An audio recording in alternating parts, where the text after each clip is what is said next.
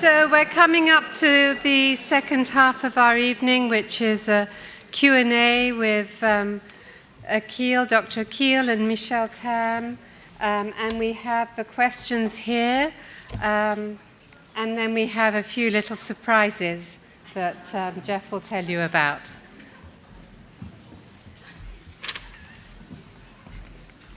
One of the cardinal rules of integrative healthcare is it needs to be fun. So there are prizes for questions. They're not graded. It's not a reward for the actuality of the question. It's just for your participation. And because they're really neat prizes. And what I'll do, if you're a prize winner, I'll just ask you to identify yourself with your hand going up so that our folks can bring a prize to you. Thank you.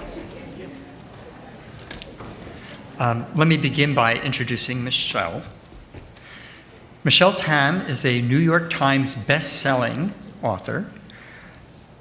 She considers herself the food nerd behind Nom Nom Paleo, the Savor Award-winning food blog with over 3 million visitors a month. Her cookbook, Nom Nom Paleo, Food for Humans, was nominated for a 2015 James Beard Foundation Award and named one of the best cookbooks of the year by Serious Eats, The Wall Street Journal, and America's Test Kitchen. She's an avid Instagrammer. I don't actually know what that is. Occasional periscoper. I don't know that either. And podcaster. I've heard of it. And a busy mom. With her husband and 2 young boys, she splits her time between Palo Alto, California, and Portland, Oregon. Before we get into the questions, I don't know how many of you see a lot of presentations, but I think it's just worth reflecting for a moment to have somebody like Akil, who's as depthful and easeful on the stage, is actually pretty remarkable. I'm always impressed with the presentations. So with that, I'm gonna be my best Steph Curry. I'm gonna toss the question in the general vicinity of Michelle and Akil, and I'm gonna let them select how to handle it. So question number 1, what foods are not considered paleo? That is such a loaded question. So I think my definition, are you guys awake now? So my definition of paleo is to eat whole nutrient-dense foods that are more healthful than harmful. And so that's kind of my cop-out way of saying that when new information comes up, I will adjust my thinking.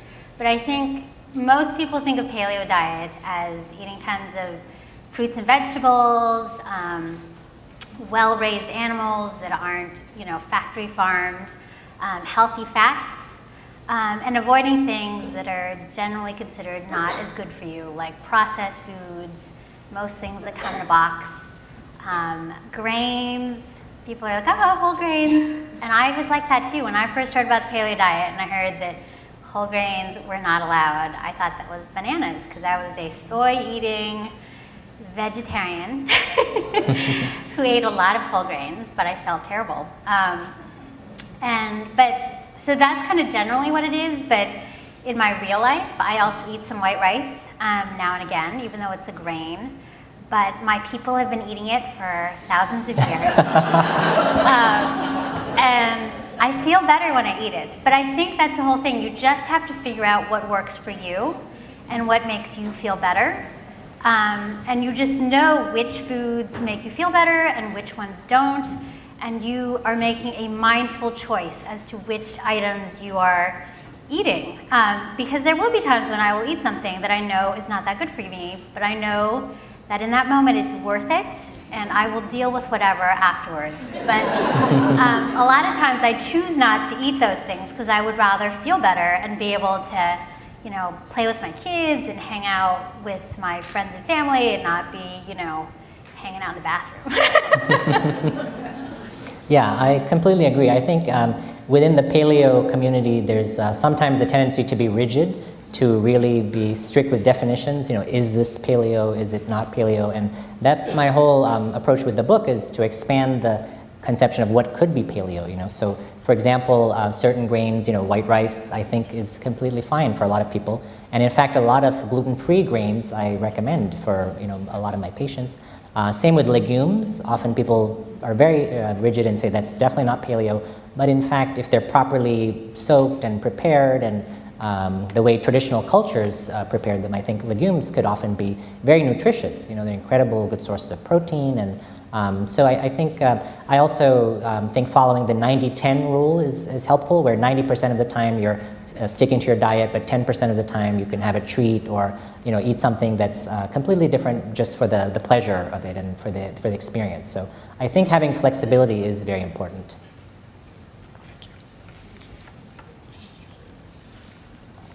When eating paleo, how can I deal with being hungry all the time? It feels like I eat and eat. What can replace the feelings of fullness grains give? This is a present getting question. If the person who would just identify themselves. Right there. So it's Nom Nom Paleo swag. So I have some Nom Nom Paleo knee-highs, which you can't buy anywhere. And then I have 2 action figures. So if you don't want Nom Nom Paleo stuff, you can pretend you didn't ask the question.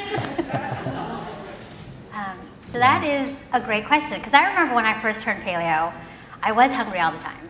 But it was also because, and I ate a ton of whole grains. I think my plate was probably 90% whole grains and like a little vegetable, but like no meat or no fat. And I would eat that, I think, I don't know, every 2 hours, because that's how often you're supposed to eat, right? And so when I went paleo, I think I was still afraid to eat fat, and I was still afraid to eat like red meat. And I didn't compensate enough with enough vegetables, because I thought I kind of had enough. And so I think when I ate more fat and I ate more protein, and I ate more vegetables, all those things made me fuller. But I think it was kind of getting over my initial like fat phobia and my initial red meat phobia that put me over. And finally I was like, wow, eating this, eating some short ribs is very satisfying. And now I actually am not hungry very much. I mean, I'll eat breakfast, I'll eat lunch, I'll eat dinner, but I'm not hangry all the time. Like, you guys have heard that term, when you're so hungry that you're like unbearable. And like, I can go on a plane trip and I'm not like just dying of hunger. I think it's initially hard to kind of switch, but you'll figure it out. Yeah, I agree. I think with fats, avoiding trans fats and hydrogenated fats is really, those are, and certain vegetable oils, those are really more of the bad fats. But incorporating more of the good fats into your diet, certainly plant-based fats, avocados, olive oil, and also a moderate amount of saturated fat. I think for many years, saturated fat was also sort of presented as a cause of heart disease and something very harmful. And I think that's really been disproven or shown to be not an accurate link, saturated fat and heart disease. So I think in moderation, as part of a healthy diet, animal and plant-based good fats are very helpful for that feeling of fullness, and of course protein and fiber as well. So completely agree. Thank you. What do you think about making shakes of vegetables, fruits, protein powder, chlorella as a meal? Well, I think that's a very healthy way to, if you're on the run or don't have much time. I think you have a recipe, right, with turmeric? I saw. Well, I make a turmeric tonic for my old creaky husband, but I joke, but I'm actually older than he is. But I actually don't do a lot of smoothies. I think I used to do a lot of smoothies, especially for my kids, because I used to kind of convince myself that, hey, this way they're getting some greens, that I'd make them like a smoothie with tons of like fruit and tons of honey and like some spinach. But then I think I realized that I was kind of, tricking myself because I'm just giving them kind of like a sweet drink to drink instead of making sure they eat a healthy breakfast, lunch, and dinner. And so I don't do a lot of smoothies. We do smoothies once in a while as a treat. And I do think sometimes, like if you're not getting any vegetables at all, it's better than, going through the drive-through and getting something there or like, some sort of fast food. But I think you should try to make a conscious effort to eat real whole foods that you have to chew. Because I think chewing food also makes you realize when you're fuller. Like I think if you drink something, it just, goes through really fast. And if it's really sweet, then you just keep drinking. So I don't think it's the worst thing in the world, but I don't think it should be like a meal replacement, especially like on a daily basis. Thank you. What do you say to those who say the paleo nutrition plan places too much emphasis on animal protein?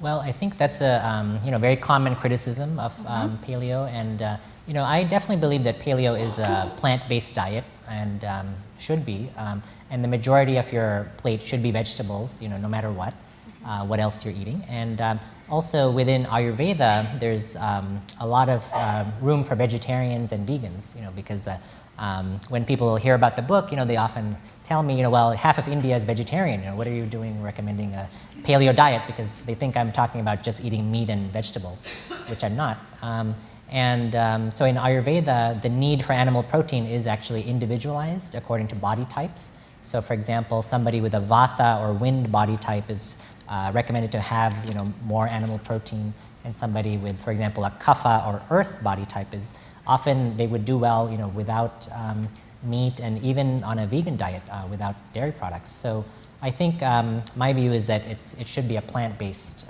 diet. Yeah, I think for a lot of people who find paleo for the first time, a lot of them are probably semi-vegetarian or flexitarian like I used to be, and just ate a ton of whole grains, tons of soy, and like no red meat because it was bad for me. And so I think when I found paleo, I was like, oh, I can eat red meat again. So I think you may overdo it initially, especially with bacon, when you first, embrace the paleo diet. But realistically now, my plate is, probably like a hand or a palm-sized portion of high-quality protein, and then the rest of the plate is vegetables. Whereas before, I wouldn't care about, I probably wouldn't have any meat. I'd have like some sort of soy something or other. And then the rest of my plate would be just a giant thing of whole grains. And so that is just how my plate looks now, and I'm satisfied, and so it's not mostly. And I actually do eat there's some days I kind of eat semi-vegetarian, but I do eat eggs. So I'm not a vegan. Great. One can only hope, Michelle, that in your future is the Paleo Bacon Diet book. Yeah. Why is kombucha or live cultures, good for you? Well, I think kombucha is one of the sources of probiotics. It's a fermented beverage, so everybody knows what kombucha is here. Okay, no. Well, basically, it's a fermented beverage that is quite expensive. No, just kidding. But, it's made from a mushroom, I believe, originally. I think it's called it's a SCOBY, which is like a symbiotic bacteria and community yeast of bacteria and cellulose. But it looks like this giant, floaty, weird-looking thing. But it ferments your tea. So you have tea. You add some sugar to feed the SCOBY. So everyone's like, oh, you're putting sugar in it. But the sugar actually feeds the SCOBY that ferments everything and adds all the great, good bugs into the drink. And it gets fizzy.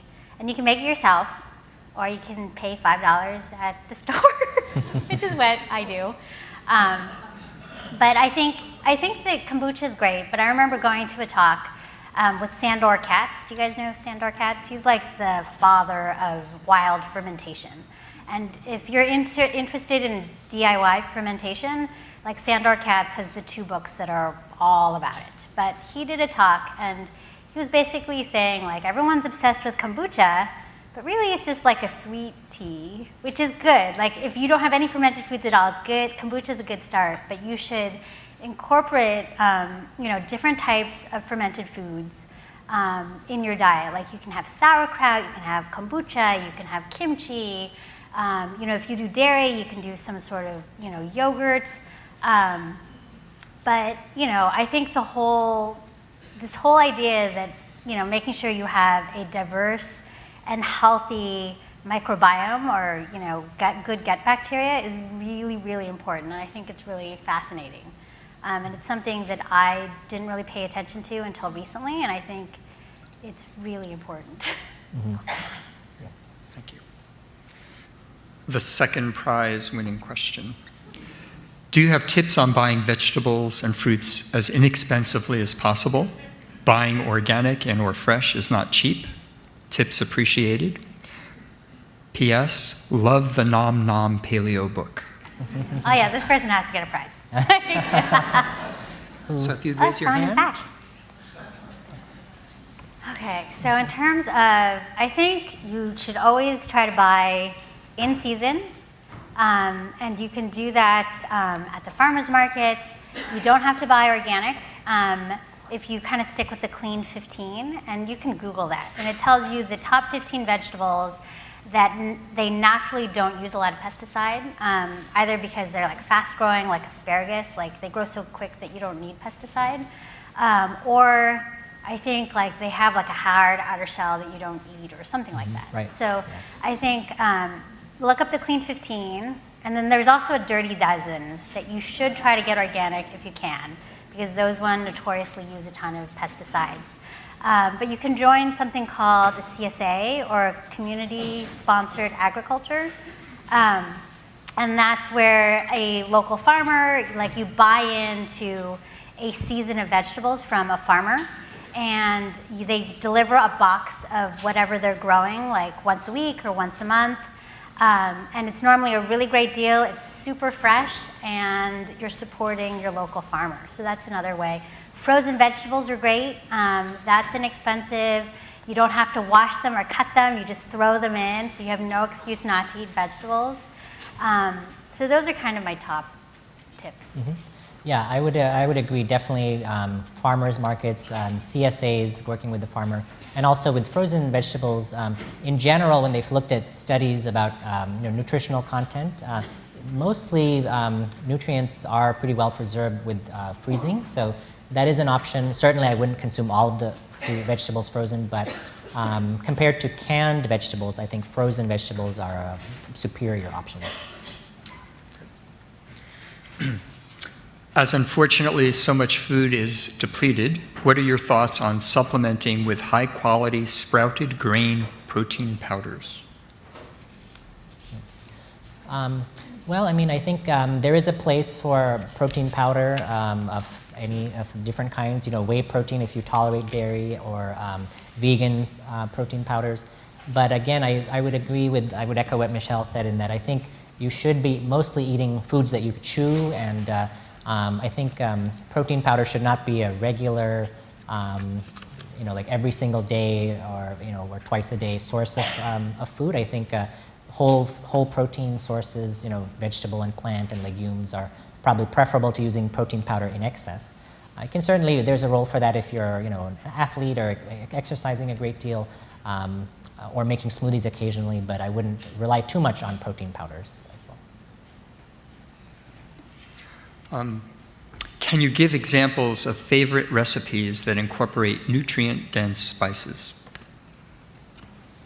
Yes. Well, I have this book. No, just no. The thing with spices is that a lot of people have told me, well, I don't want to be eating Indian food every day. And there's many. That's the easiest way to do it, though. Right. Well, that's true. Yes. So the whole there's a lot of spices from all cultures. India is, because of Ayurveda, uses spices extensively, but even, for example, allspice is one of the spices I talk about a lot. Any of the Western herbs like oregano, thyme, basil, all of these herbs and spices from all cultures are very rich sources of phytochemicals and nutrients. So I think just incorporating whatever you like the taste of, is probably the way to start, rather than completely trying to overhaul the diet with throwing spices on every dish that you're making. It's really a matter of small quantities every day, in your daily cuisine. And I think also, like, if any of you guys, have you guys ever been to like a Penzies spice shop? Any of you guys here?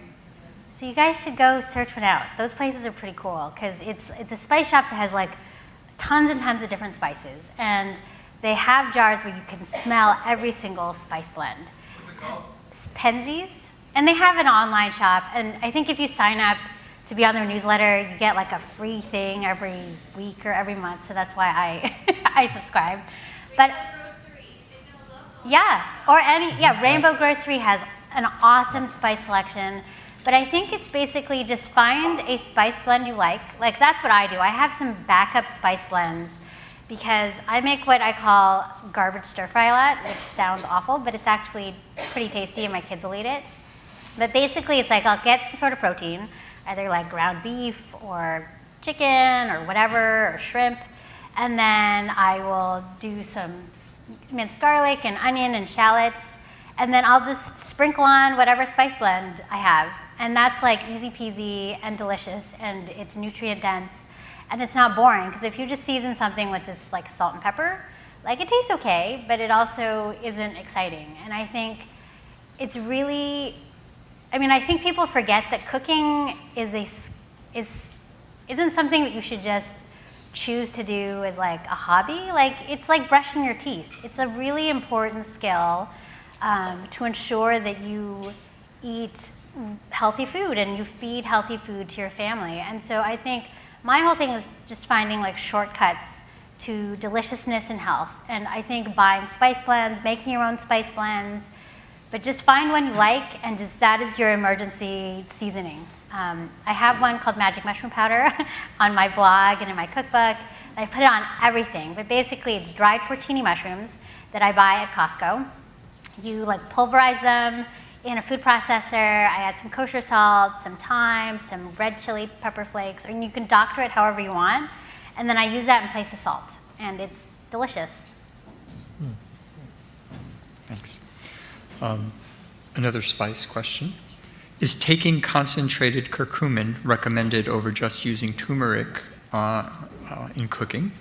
And is it true that taking black pepper along with curcumin increases the absorption? Yes, so whoever asked that question, should we give them a gift? Because that's a good question. Yeah, that's a really good question. Yeah. Raise your hand. Are you suggesting? Ask that question. Okay. So it is true, there was a study that found that taking black pepper together with turmeric increased the absorption of curcumin by 2,000%, 20 times. And traditionally in Indian culture, in Indian food, the curries typically always have black pepper and turmeric. They're often used together, so there was that ancient wisdom. So in terms of the question about taking a supplement, turmeric, when taken in a supplement form, often is a lot more effective for inflammation, and when you're trying to get it into joints or address particular muscle or skeletal issue, it is more effective. But as a spice, if taken with black pepper in cooking, it's also pretty well absorbed. So I've heard also if you cook it with fat, is that? Yeah, that's a factor as well. So that does help. Yeah. So the coconut milk and curries. See, Exactly. It all makes sense. Right. And the ghee. Yeah. Next year we'll get a kitchen. Yeah, that would be great. And we'll pass around what it tastes like. That would be fun. In terms of eating the rainbow concept, is it better to have a rainbow or go purple, as purple has the most antioxidants? Well, purple is my favorite color, so I would say just eat purple. No, just kidding. No, purple is one of the richest sources of antioxidants, but like I was saying, every color is associated with a different set of antioxidants. So, the red and the orange gives you the carotenoids and lycopene, and the blues, give you other things. So it is important to eat the rainbow. I think if you're eating a lot of purple fruits and vegetables, that's great, but I wouldn't exclusively eat those. Yeah, I think it's a good reminder. Like sometimes I will just eat, like my kids really love broccoli, so I make broccoli all the time, but then I'm like, you need to have something besides green broccoli. And so I think it's just a reminder that you should broaden it, because it is great to eat, I think, a specific color, but if it's your excuse because you don't want to try other things, I think you have to, expand beyond that. The pressure's on me now because I've been told we have time for 2 more questions. So I'm going to apologize to at least 200 of you. And let me also remind people that as we conclude, there will be book signing, and we're asking to get your feedback on the surveys. It's really important for us that we know what kinds of programs and areas of interest you have. So we deeply appreciate your taking the time to do that. Question don't skins often contain anti-nutrients, potatoes, for example. Which vegetables are better eaten raw? That's a good question. Yeah. I think you will take it. And since we've got 2 more questions Yeah. and we've got 2 more presents, no struggle on our part. If the person who asked that question can raise their hand. Yes, who asked that question? Do we have a winner? Yes, okay. Guy back there. Yeah. Thank you. So it is true that some anti-nutrients are present in the covering of foods. That's much more of an issue with grains and legumes, actually, than vegetables and fruits. So that's why, for example, with rice, white rice is kind of looked down upon, but actually it's a lot easier to digest, and brown rice with the external covering has more of those anti-nutrients, some of which are phytic acid, lectins. But in general, so with grains and legumes, that's why soaking and often sprouting or fermenting those foods removes those anti-nutrients. It's not so much an issue as much with vegetables or fruits. And what was the second part of the question? Sorry, I was trying to figure out the last okay. question. Vegetable. Which raw, yeah. Thank you. So with broccoli, actually, broccoli is a lot better consumed raw because the sulforaphanes, which are the cancer-fighting chemicals in broccoli, are greatly reduced when you cook them. So if you can have them raw or very lightly cooked, you actually get about, I think, 25 times as much sulforaphanes as if you cook it fully. So it depends. I mean, when you cook vegetables, you are reducing the nutrients a little bit, but you're also making them much easier to digest and and tolerate. So I think it's a good to have a balance of both some raw fruits and vegetables and some cooked. Broccoli, if you can have that raw, that would be one important exception. Excuse me, if you have low thyroid issues, so you Yeah. can't have too much raw food. Yes. Yeah. No, that's true. Yeah. So this is all. It's a good point. So with if you have a thyroid condition, then it's recommended to have cooked vegetables and not do the raw cruciferous vegetables because they can have an inhibitory effect on the thyroid. So that is true. So for example, people who are doing raw kale smoothies every day, that's probably not a good idea for everybody because if you're doing raw kale every day, that can have an effect on the thyroid. So having a blend of both cooked and raw foods is ideal. Okay. This is the last one, yes? Okay, I'm going to combine 2. Can some people increase grains as part of a healthy diet? And your recommendations about the minimum amount of water to drink? I can't leave unless I have the answer to both of those. So that's That's a doctor question. Yes. Well, I think in terms of water, I mean, I think there's different rules of thumb. Like some people say, drink, take your body weight in ounces and drink, 40 or 50% of that, which is on the high end. But I think, with water, the whole idea is if you don't really like drinking water, it's completely fine to incorporate, tea or kombucha or other sources.